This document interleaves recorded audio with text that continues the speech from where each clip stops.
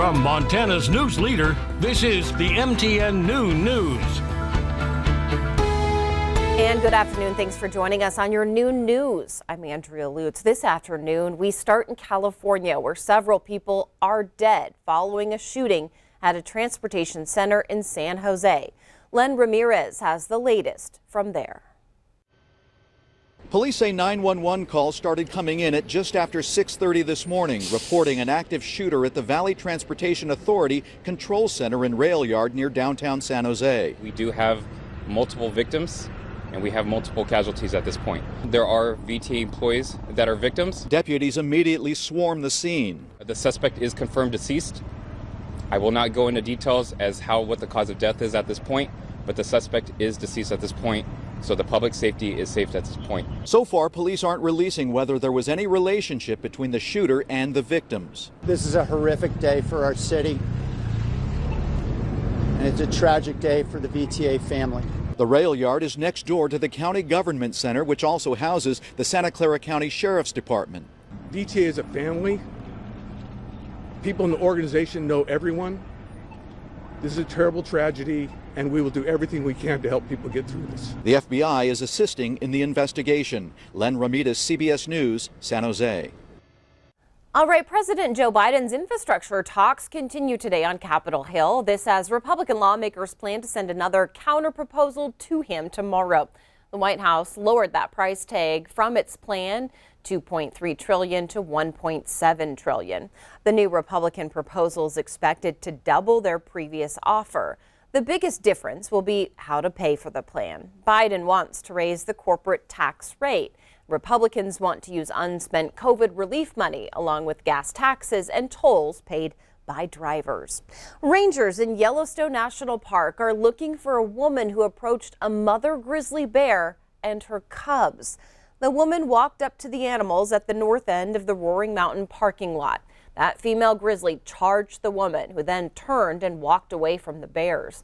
The woman is described as white, in her mid-30s, with brown hair, wearing black clothing. The incident happened in the afternoon of May 10th. If you have information, you're asked to contact the National Park Investigative Services. Police are after two suspects they believe are responsible for a recent assault of a Northern Cheyenne councilwoman in Billings. 25-year-old woman from St. Xavier and another 27-year-old woman are accused of attacking 23-year-old Silver Little Eagle and a 31-year-old man. Police say they all knew each other, and this is not a random act of violence. The former East Helena police chief, who resigned this year amid sexual assault allegations, is now facing child pornography charges.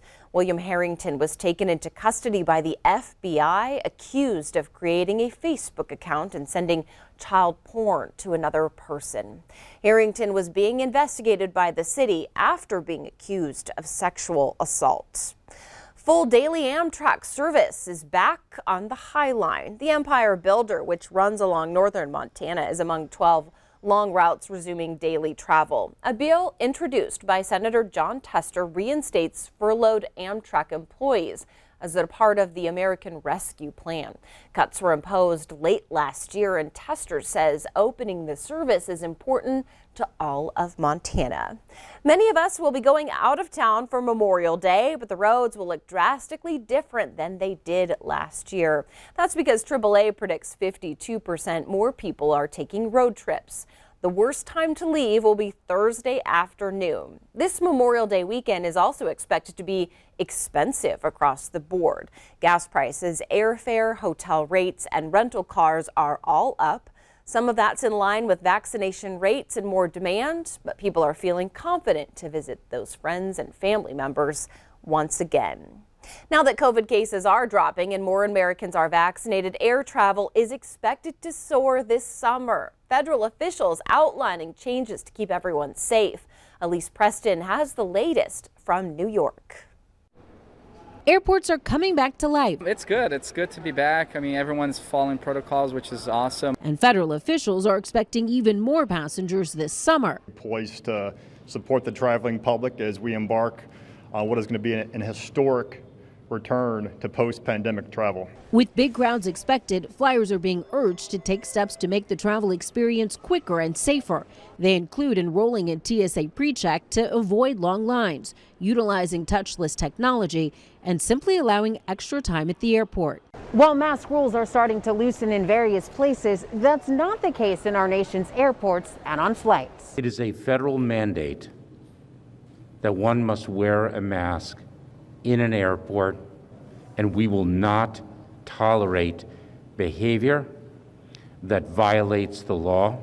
Most passengers we spoke to know the masks are a necessary part of air travel for now. Do you feel a little safer that that people have to wear masks in the airport? Well, to be honest, I do, especially because there's a lot.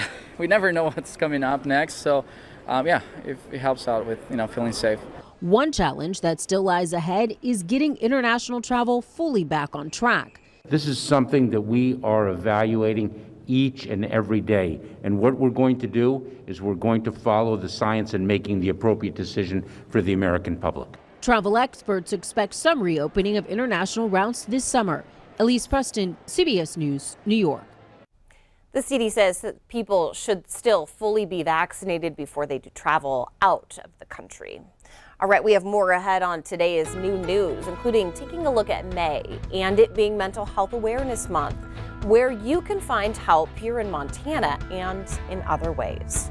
But first, our Ed McIntosh is up next with a look at the statewide weather forecast.